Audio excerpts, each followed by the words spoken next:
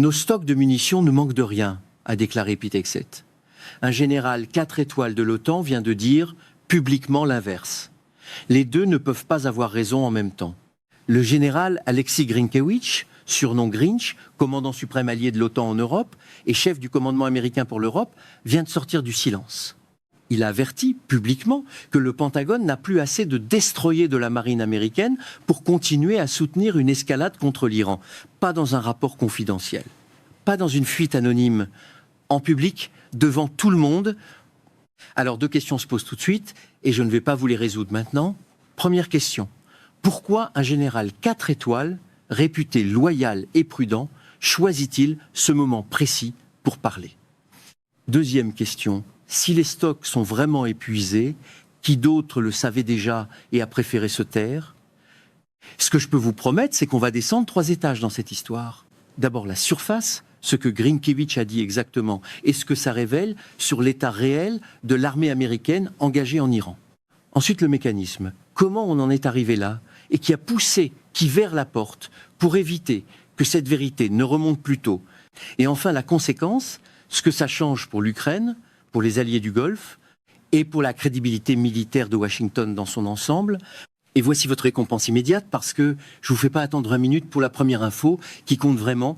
Les destroyers américains qui interceptent les missiles visant Israël transportent des systèmes SM-3 et SM-6. D'après plusieurs médias qui ont recoupé l'alerte de Grinkewich, la marine américaine ne dispose actuellement que d'une poignée de destroyers équipés pour ce rôle, basés notamment à Rota en Espagne, avec un navire supplémentaire attendu plus tard cette année. C'est pas une réserve stratégique confortable, c'est un goulot d'étranglement en temps de guerre active. Un dernier point avant de commencer, parce qu'il compte vraiment pour tout ce qui suit. Je vais distinguer clairement, à chaque étape, ce qui est un fait documenté, ce qui est rapporté par une source identifiée, et ce qui reste une allégation ou mon interprétation.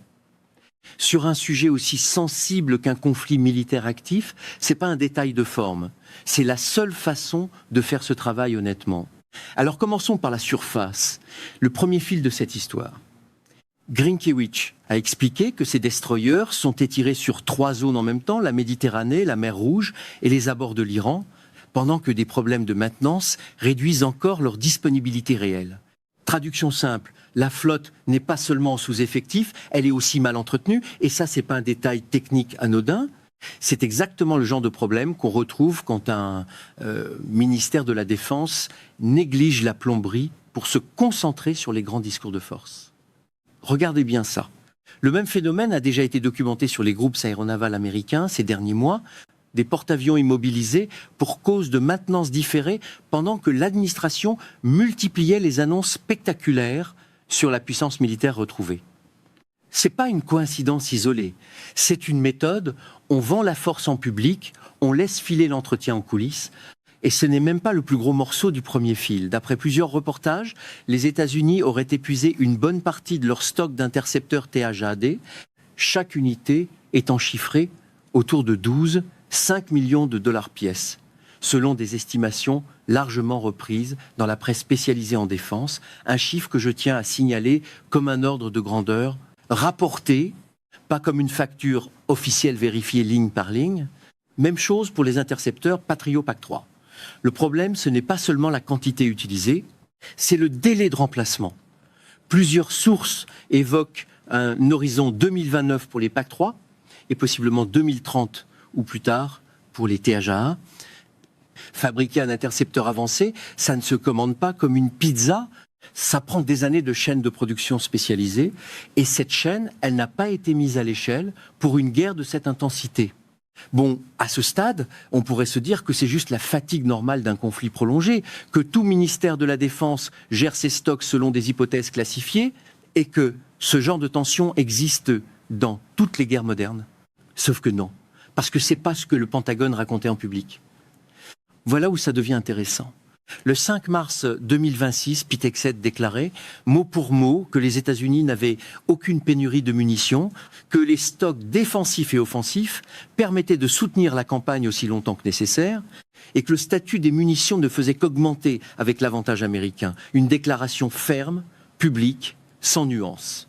Et pourtant, quelques semaines plus tard, en pleine escalade, C'est un commandant suprême de l'OTAN qui vient dire l'exact contraire devant tout le monde. Vous voyez le problème. Ce n'est pas une divergence d'interprétation entre deux bureaucrates qui lisent des chiffres différemment. C'est un ministre de la Défense qui affirme catégoriquement l'abondance et un général 4 étoiles en position de commandement réel sur le théâtre européen qui affirme la pénurie. Les deux ne peuvent pas être vrais simultanément. Soit Exet mentait en mars, soit la situation s'est effondrée en quelques mois au point qu'un commandant de l'OTAN se sent obligé de sortir du silence institutionnel pour prévenir tout le monde. Et il y a un troisième acteur qui vient trancher, indirectement, ce débat.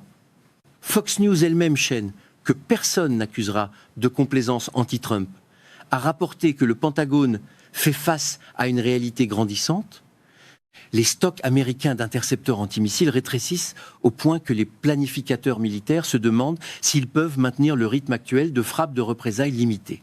Quand la chaîne la plus favorable à l'administration Trump finit par écrire ça, ce n'est plus une rumeur de l'opposition. C'est un aveu qui a fini par percer même le filtre le plus favorable. Ce sentiment que vous aviez, que les discours officiels sur la force sans précédent sonnaient un peu trop rassurants, pour être honnête, il était fondé, pas exagéré. Ce que je sentais depuis le début sur ce point-là, c'était vrai. Un ministre qui répète qu'il n'y a aucune pénurie ne le fait jamais, quand il n'y a vraiment aucune pénurie. Il le fait quand il a besoin que vous arrêtiez de poser la question. Et ce n'est même pas le plus gros morceau de cette histoire. Parce qu'il y a un deuxième fil, presque invisible dans la couverture classique, et qui change complètement la portée du premier, la question de savoir qui, exactement, est aux commandes pour transmettre une évaluation militaire honnête au président des États-Unis. Le 4 mars 2026, le général Dan Kane, surnom Razin, a pris la parole en tant que président du comité des chefs d'état-major interarmés, la plus haute fonction militaire du pays. Sauf qu'il occupe ce poste dans des conditions très inhabituelles.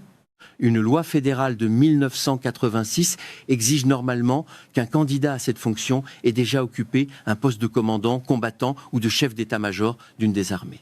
Kane n'avait jamais occupé ni l'un ni l'autre. Résultat, Trump a dû signer une dérogation présidentielle pour permettre sa nomination en invoquant l'intérêt national.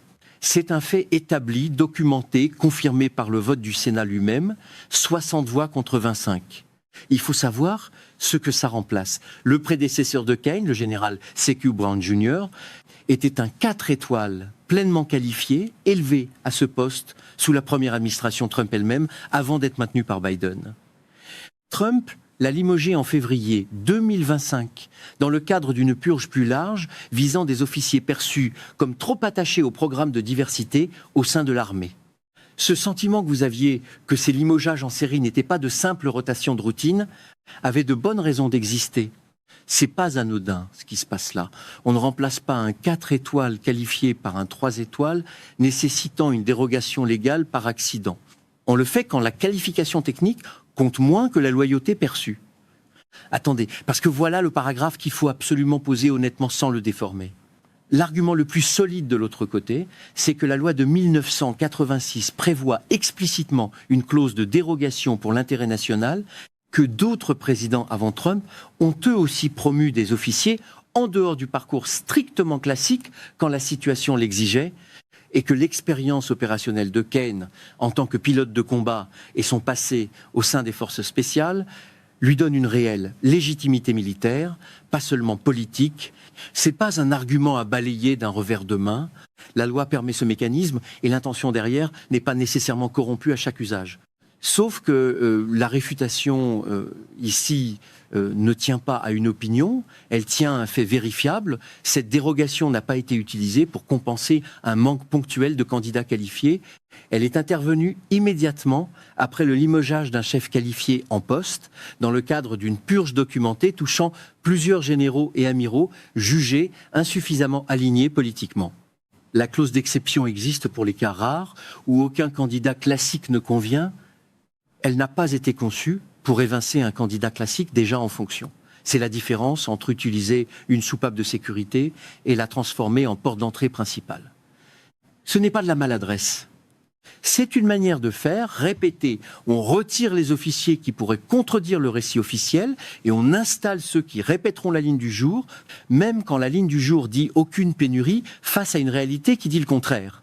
Voici l'implication qu'on n'a pas encore nommée directement quand le sommet de la chaîne de commandement militaire est occupé par un officier qui doit sa position à une dérogation politique plutôt qu'au parcours classique. La question qui compte n'est plus seulement sa compétence individuelle, c'est de savoir si une évaluation militaire honnête, du genre de celle que Grynkewicz vient de livrer publiquement, arrive encore intacte jusqu'au bureau ovale, ou si elle se dilue en chemin. Et voilà le premier grand basculement de cette histoire. Plus un gouvernement crie fort qu'il a une force sans précédent, plus ça veut dire qu'il a peur de ce que révélerait le silence.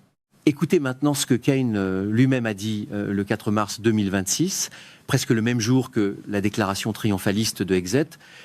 Nous avons des munitions de précision suffisantes pour la tâche à accomplir, tant en offensive qu'en défensive. Mais je ne veux pas parler de quantité. Nous considérons cela comme une question de sécurité opérationnelle. Remarquez la construction de la phrase. Affirmation ferme d'abord, puis refus immédiat de donner le moindre chiffre pour la justifier. C'est exactement le schéma qu'on retrouve à chaque fois qu'une institution veut projeter la confiance sans fournir la preuve derrière. Et c'est même pas le plus gros morceau de cette histoire. Parce qu'il y a un troisième acteur qui vient percer ce mur de langage prudent. Le sénateur Mark Kelly, ancien astronaute, membre de la commission des forces armées du Sénat, le 30 avril 2026, il a posé à Exet une question d'une simplicité brutale. Combien d'années pour reconstituer les stocks? La réponse, en audience publique, sourcée directement à la transcription du Sénat, ça dépend du système d'armes, mais 2 à 3 fois, 4 fois ce que nous avons aujourd'hui. Une réponse qui confirme, dans les mots mêmes du secrétaire à la Défense, ce que Grynkewicz allait confirmer publiquement des mois plus tard, le rythme de reconstitution ne se compte pas en semaines, il se compte en années, potentiellement jusqu'en 2029 ou au-delà pour certains systèmes. Que les grands médias conservateurs n'en parlent presque pas, ce n'est plus vraiment un hasard. Un ministre qui admet en audience publique qu'il faut 2 à 3, 4 fois plus de stock que ce qui existe aujourd'hui, ça devrait être la ligne d'ouverture de tous les journaux télévisés du soir. Ça ne l'a pas été. Et voilà que le deuxième fil rejoint le premier exactement au moment où on s'y attendait le moins. Ce n'est pas seulement que les munitions manquent, c'est que la structure de commandement chargée de le dire honnêtement a été méthodiquement remplacé par des visages qui préfèrent la formule rassurante à la vérité inconfortable jusqu'à ce qu'un commandant de l'OTAN, extérieur à cette chaîne de loyauté interne, décide de parler quand même. Alors élargissons le cadre, parce que la conséquence dépasse largement la question des stocks. Pendant que l'armée américaine reconnaît, en creux, qu'elle ne peut plus soutenir une escalade contre l'Iran, le Pentagone prend une deuxième décision révélatrice. Transférer la direction du groupe de coordination de l'aide militaire de l'OTAN à l'Ukraine, jusque-là tenu par un général américain, vers un allié européen. Officiellement présenté comme une répartition normale des responsabilités au sein de l'Alliance. Dans les faits, ça marque une nouvelle étape dans le retrait progressif du rôle militaire américain en Europe, au moment précis où la dissuasion nécessiterait plutôt l'inverse. Ce qui m'inquiète, franchement, c'est pas seulement l'épuisement des stocks en lui-même. Les stocks, ça se reconstitue, même lentement, même à un coût énorme. Ce qui m'inquiète, c'est la coïncidence de calendrier. Au moment où Washington perd la capacité de projeter la force, Washington perd aussi la position de commandement qui lui permettait de coordonner le soutien à ses alliés. Vous trouvez ça normal que les deux reculs arrivent en même temps? Regardez maintenant ce qui arrive à Volodymyr Zelensky dans ce contexte précis. Lors du sommet de l'OTAN en Turquie, Trump avait promis à Zelensky des licences pour des intercepteurs Patriot, en plus d'intercepteurs eux-mêmes, en pleine préparation de l'hiver ukrainien. Puis, ces dernières 48 heures, Trump est revenu sur cette promesse. Ce n'est pas la première fois que ce schéma se répète avec Zelensky, une promesse publique, un délai qui s'étire, puis un renoncement au moment où l'engagement devient coûteux. Et ce renoncement précis arrive exactement au moment où les États-Unis eux-mêmes reconnaissent, par la bouche de leur propre commandant OTAN, qu'il manque de stock pour honorer ce genre d'engagement. Ce n'est pas seulement une trahison diplomatique isolée, c'est une conséquence directe et logique de la pénurie que Grynkewicz vient d'exposer.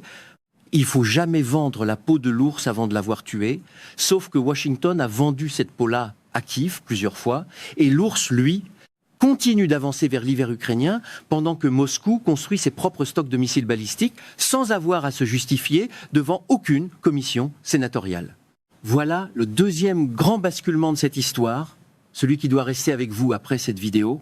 Ce n'est pas une pénurie de munitions qui a fait céder la posture américaine. C'est une posture déjà creuse, maintenue par des visages loyaux plutôt que compétents, qui a fini par se heurter à la réalité physique des stocks.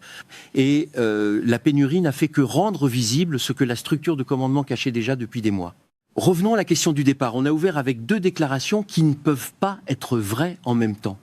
On repart avec la preuve qu'un système entier a été construit, nomination après nomination, purge après purge, pour que la version confortable l'emporte le plus longtemps possible sur la version vraie, jusqu'à ce qu'un général de l'OTAN, en dehors de cette chaîne de loyauté interne, décide que la sécurité de l'Alliance valait plus que sa propre carrière. Ce qui devrait nous inquiéter, c'est pas seulement ce que Grynkewicz vient de révéler cette semaine. C'est de se demander combien d'autres généraux, en ce moment même, voient exactement la même chose et choisissent de se taire parce qu'ils ont vu ce qui est arrivé à C.Q. Brown. Ce sentiment que vous aviez, que les officiers qui parlent franchement finissent systématiquement écartés, il avait de bonnes raisons d'exister.